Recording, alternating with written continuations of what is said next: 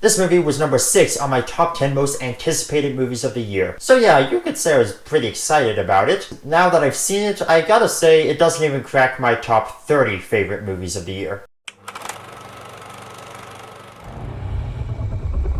Well, he's pretty big.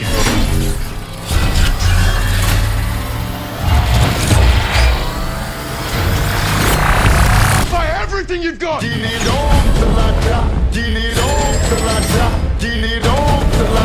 Legendary, live eternally.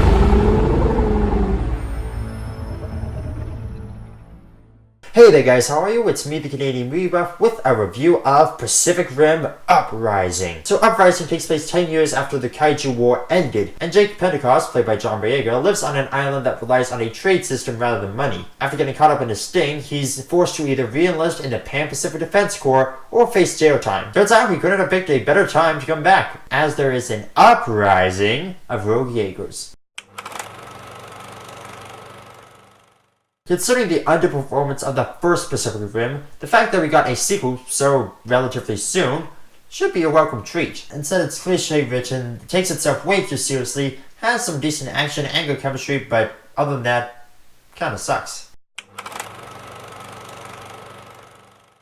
I do like John Boyega as an actor. I think he brings a lot of charisma and swagger to each role he plays, and this is no different. His character Jake is the son of Idris Elba's character from the first movie, so when he's forced to re-enlist, he's sort of living in the shadow of his father and everybody has great expectations of him. He doesn't want that hanging over him, so he decides that if he's going to have to be a military man again, he's not going to follow in the footsteps of his dad. Boyega really has some excellent chemistry with Cailee Spaeny and Scott Eastwood. The relationship he has with both characters feels very sibling-like. Cailee Spaeny is sort of like a younger sister, and Scott Eastwood is more like an older, wiser brother. John Boyega also plays sort of the middleman. You have Cailee Spaeny, who's been on her own most of her life and always a scavenger, and then on the other side of the coin you have Scott Eastwood, who's risen through the ranks and is a properly established, well-respected officer. It makes for some really interesting dynamics.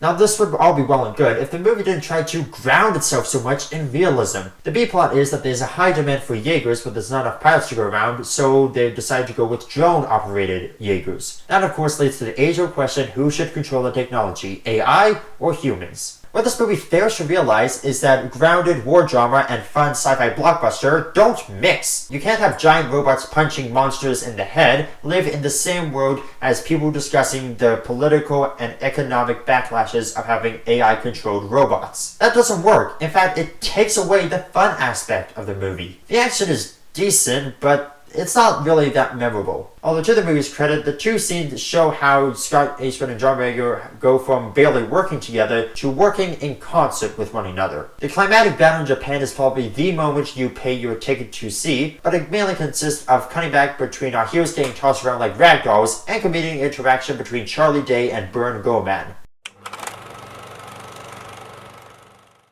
Considering how much of a cult following the original Pacific Rim has, the sequel should be a welcome treat for fans. Instead, it's a disappointing follow-up that takes itself way too seriously and suffers from the absence of Guillermo del Toro. I'd say we should hope for the best for the third movie, but based on the box office number, yeah, we're not getting a third one.